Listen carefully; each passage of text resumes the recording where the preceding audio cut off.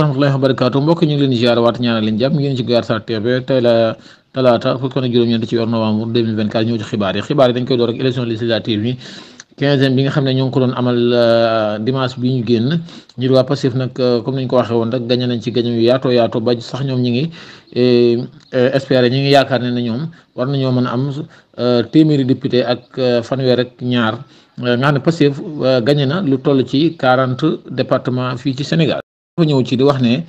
Sonko yi nga xam ne gañewu ko mooy Matam Goudiri Podor ak Gossas yii daal la xam ne ak Afrique centrale yii daal la xam ne ñi di waa Pastef gañewuñ ko nga xamante ne ci ki nga xam ne mooy Farba Ngom moom dëggal na boppam fële ca Matam ak transiment yi nga xamante ne ci fekki woon na ñii di waa Pastef maître Malick Sall ak consort nga xam ne moom Farba Ngom di leen fa duma Podor moom ki nga xam ne mooy Amadou Ba di jiite jàmm ak njëriñ moom moo ko mujj gagné avec Cheikh Omar Anne nga xam ne démb sax ñu ngi doon wax ne Podor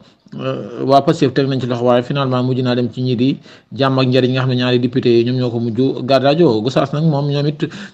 ñii lañ voté ñi nga xamante ne si ñooy opposition bi l'Afrique centrale tamit ñoom it ci opposition bi la ñu des. recensement de vote yi nga xamante ne si war naa am suba ci àllarba ji fële ca palais de justice bu Lat Dior nga xamante ne si suba la ñu commencé tàmbali wàññi yi su ko defee ñu mën a xam kii yu njëkk yi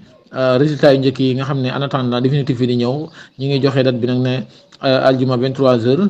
waaye nag wàññi bu njëkk bi daal dañ ko tàmbali suba nga xam ne danañ joxe yenn yi en attendant. Mbàkke nag moom fële ci Touba ak Mbàkke réalisé na fa score bu doy waar score boo xam ne ci ba Sénégal amee indépendance ak léegi kenn mësu ko faa gis nga xam ne si ña fa mas a toogal nguur yëpp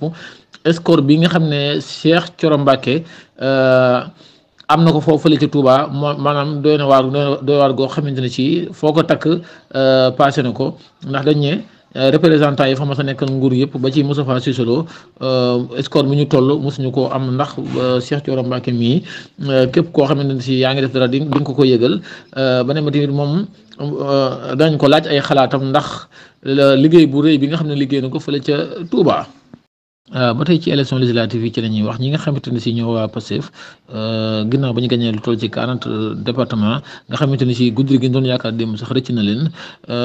ñi ngi espérer di am yaakaar ne ñoom am nañ lu toll ci téeméeri député ak fanweer ak benn ñi nga xam ne ñooy waa Takku Wallu am 16 député Jàmm ak Njariñ am juróom-ñaari député ñii di Sàmm Sa Kàddu am 3 député ñii di Ànd Nawle am ñaari député ñi nga xam ne ñi ci des ñëpp ay benn lañ am. wàllum tàggat yaram ñii di waa Sénégal war nañoo jàkkaarloo ñii di waa Burundi ki nga xamante mooy Modou Lo ak Siteu war nañoo bëri dimanche gi ki nga xamante ne si nag mooy Siteu nag moom doon na def open press moom mi nga xam ne nag moom dana nekk roi des arènes mbokk yi ñu ngi leen di jaajëfal xibaar yi fii lay yem dana ñëw ci yeneen xibaar ñu leen ñaan ngeen abonné te partagé salaamaaleykum.